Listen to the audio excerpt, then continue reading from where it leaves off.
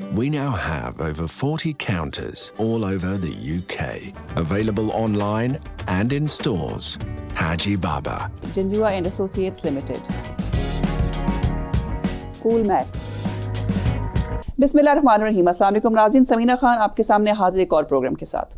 आज के प्रोग्राम में मेरे मेहमान जो हैं वो पाकिस्तान इस्लामाबाद से हैं, लेकिन उनका ताल्लुक मकबूजा कश्मीर से है और मकबूजा कश्मीर में एक इलाका है हिंदवाड़ा, वहाँ के वो रहने वाले हैं। कश्मीर की जो आज़ादी की तहरीक है उसमें उन्होंने एक रोल प्ले किया है। 1990 से वो कश्मीर की तहरीक में शामिल हुए थे, लेकिन 2004 में उन्होंने हुर्रियत कॉन्फ्रेंस ज्वाइन की और उसके बाद जो पाकिस्तान में रहते हुए, क्योंकि ये मकबूजा कश्मीर से पाकिस्तान तशरीफ़ लाए थे और पाकिस्तान आकर उन्होंने पाकिस्तानी नौजवानों को तहरीक आज़ादी कश्मीर के हवाले से काफ़ी इस तहरीक में शामिल भी किया और बहुत सी कॉन्फ्रेंसेस वो मुनक़्क़द करवा चुके हैं आज़ादी कश्मीर के हवाले से, जिसमें फ़ॉरेन डेलीगेट्स भी जा चुके हैं और ख़ुद भी उन्होंने एक बड़ा कलीदी किरदार अदा किया है। हमीद लोन मेरे साथ मौजूद है, उनसे हम बात करते हैं। लोन साहब अस्सलाम वालेकुम जी। वालेकुम अस्सलाम। आपका सबसे पहले तो शुक्रिया, आपने वक्त निकाला मेरे प्रोग्राम के लिए। बहुत बहुत शुक्रिया आपका कि आपने मुझे मदद किया और इस नाजुक सूरत हाल पे बात करने का मौका फराहम। सबसे पहले तो मैं आपका रिएक्शन जानना चाहूँगी ज़रा, पिछले साल 5 अगस्त को जब आपने ये खबर सुनी कि इंडियन गवर्नमेंट ने 370 आर्टिकल को रिवोक कर दिया है, तो आपकी फैमिली की सिचुएशन क्या थी? What was the reaction? 5 अगस्त 2019 जो मोदी ने इक़दाम उठाए, उसके बाद मकबूजा रियासत जम्मू कश्मीर में एक नई सूरत हाल ने जन्म लिया।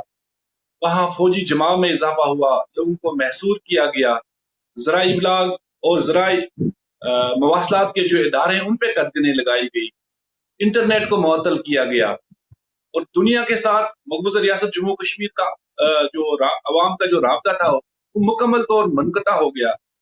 वहीं हम अपने रिश्तेदारों से, बहन भाइयों से, पेरेंट्स से भी बात करने से कासिर रहे और उनकी खबरगिरी, जहां मकबूजा रियासत जम्मू कश्मीर से बाहर भी नौजवान स्टूडेंट्स हैं, उनके रिश्तेदार हैं, वो भी परेशानी के आलम में थे और सूरत हाल जो की तू है, आज भी वहां हिंदुस्तान 9 से 10 लाख फौज लेकर कश्मीरियों के हकूक सलब कर रहा है, हकूक रोंद रहा है।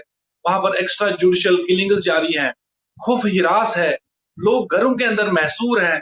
वहां खवातीन का घर से निकलना, घरों से निकलना महाल हो गया, वो अपने आप को महफूज नहीं समझती हैं, उनको हिरासा किया जाता है, वहां पर सेक्सुअल हिरासमेंट होती है, वहां पर पैलेट यूज होता है।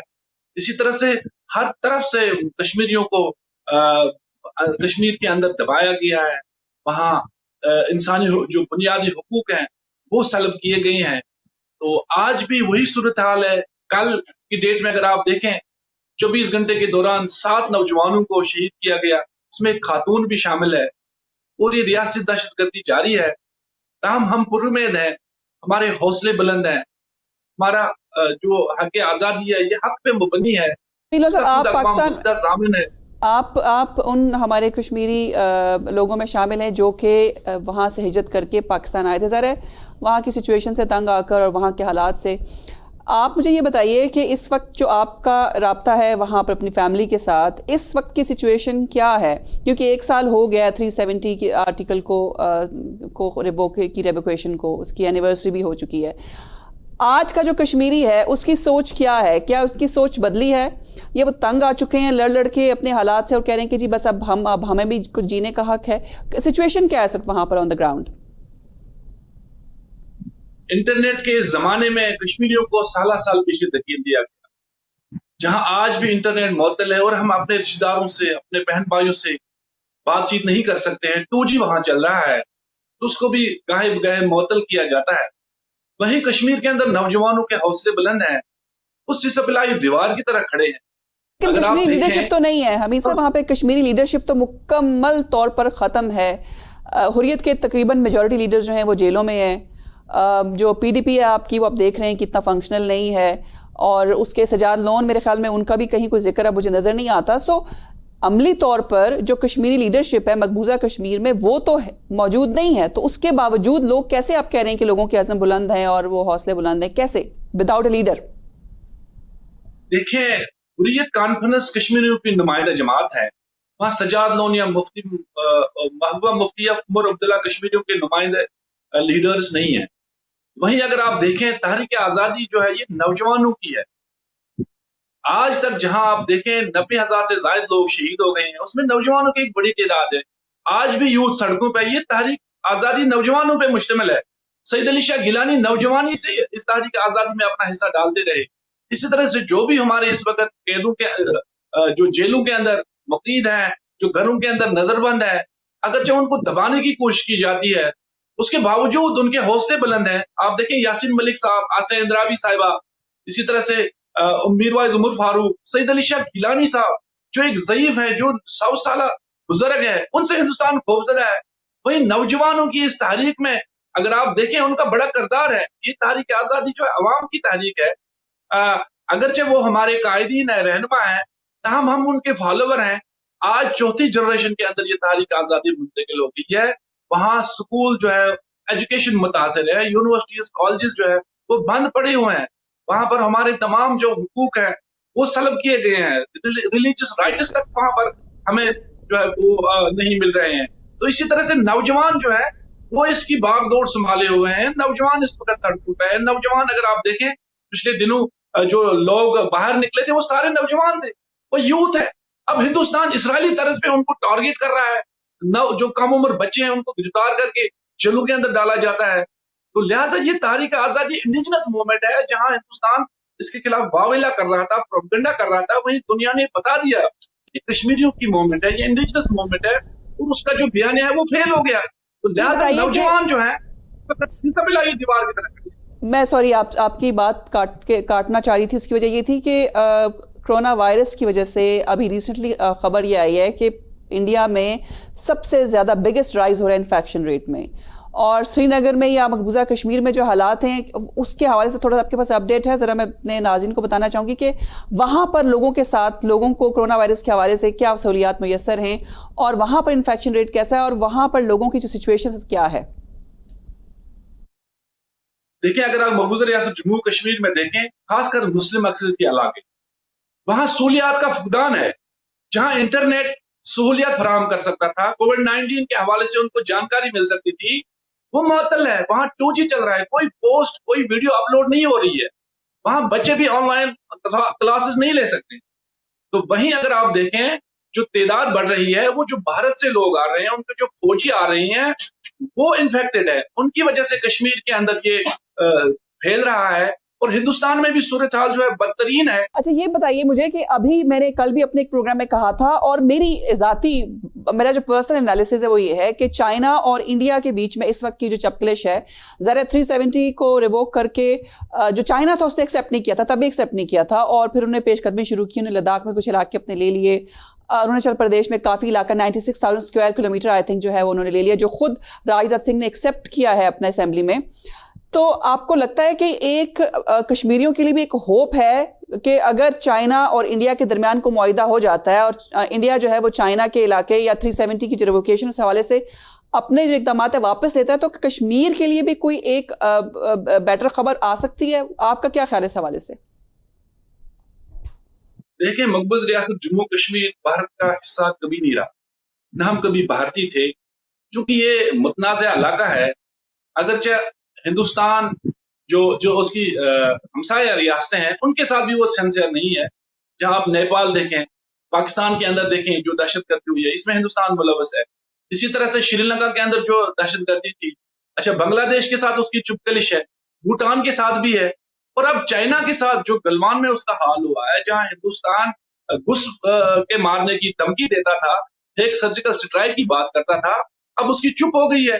جہاں مودی کا بیانیہ تھا کہ ہماری سرحدوں پہ کوئی اندر نہیں آیا, کسی نے نہیں قبضہ کیا, لیکن راجناتھ سنگھ کا جب کل سٹیٹمنٹ آیا کہ 38,000 مربع کلومیٹر پہ چائنا کا قبضہ ہے, چونکہ یہ مقبوضہ ریاست ہے, اس میں لداخ, جموں اور کشمیر جو ہے یہ بھارت کے قبضے میں ہے. اگرچہ چین کا یہ اقدام اچھا ہے اور بھارت پہ دباؤ بڑھ رہا ہے, اور دنیا کے اندر اس مسئلے کو جو ہے ایک تقویت ملی ہے کہ یہ ڈسپیوٹ ہے, انٹرنیشنل ڈسپیوٹ ہے.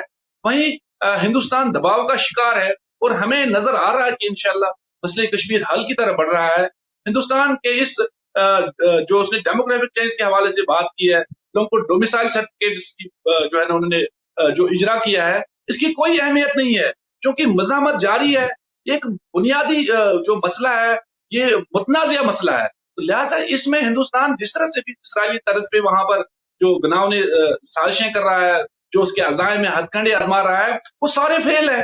ہندوستان کو ایک نہ ایک دن ضرور ٹیبل پہ آنا ہوگا. ہندوستان کو کشمیریوں کی بات جو ہے وہ تسلیم کرنی ہوگی. اچھا، ایک اور بڑا اس مسئلے ایک اور بڑا اہم ایشو ہے حمید اون صاحب جو میں آپ سے ڈسکس کرنا چاہوں گی، اور آپ کو شاید اس حوالے سے زیادہ انفارمیشن بھی ہو، کہ ڈرگ کا مسئلہ اس وقت سنا ہے کہ مقبوضہ کشمیر خاص طور پر سری نگر میں بہت عروج پر ہے، کہ جو کشمیری نوجوان ہے وہ ڈرگز کا استعمال بہت زیادہ کر رہے ہیں، اور یہ بھی کہا جا رہا ہے کہ شاید وہ اسٹیٹ سپانسرڈ ڈرگز کا جو ایشو وہ ہو رہا ہے، اور جان بوجھ کر کشمیری نوجوان کو ڈرگز کی طرف لگایا جا رہا ہے. اس کی اصل سچویشن کیا ہے؟ آپ کو اس حوالے سے کچھ انفارمیشن ہے؟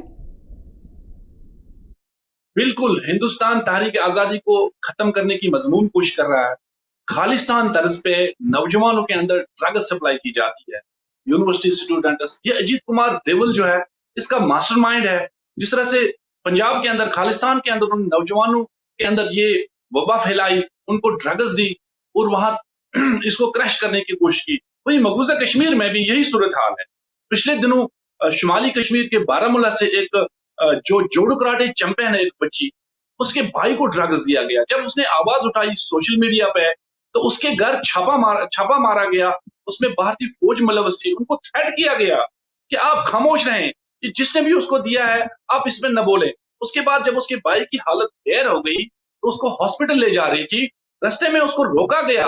وہاں پر ہر جگہ ناکے ہیں، وہاں پر کسی کو ہاسپٹل تک ایکسس نہیں دیا جاتا ہے، وہاں پر کسی کی جان بچائی جائے. تو لہٰذا یہ بھارتی فوج وہاں کر رہی ہے، اس کی ایجنسیز کر رہی ہے تاکہ نوجوانوں کے اندر تحریک آزادی کو ختم کیا جائے. تاہم ہم آج بھی جہاں نوجوانوں کے اندر شعور اجاگر کر رہے ہیں اور ان کو باخبر کر رہے ہیں کہ ہندوستان کے کسی دھوکے میں نہ آئے. ہندوستان جو ہے وہ ہر طرف سے ہمیں ختم کرنے کی کوشش کر رہا ہے.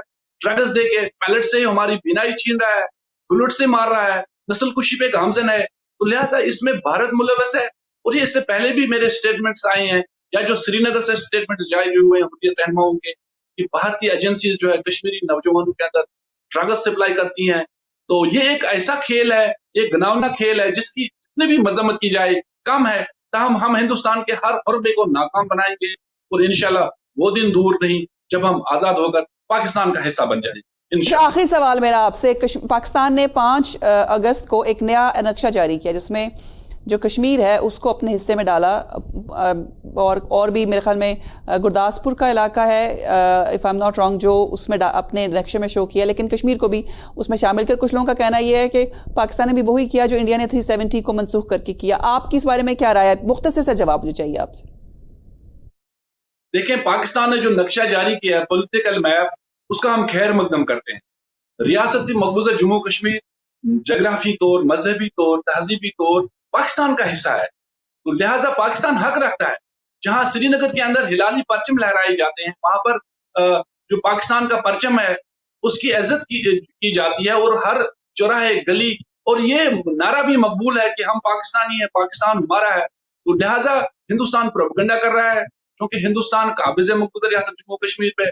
اس غیر قانونی اور اس ناجائز قبضے کے خلاف ہماری مذمت جاری ہے. پاکستان کی کاوشیں قابل تحسین ہے، ہمارا محسن بھی ہے، اہم فریق بھی ہے، اور پاکستان جو ہے وہ کشمیریوں کا پشتیبان ہے.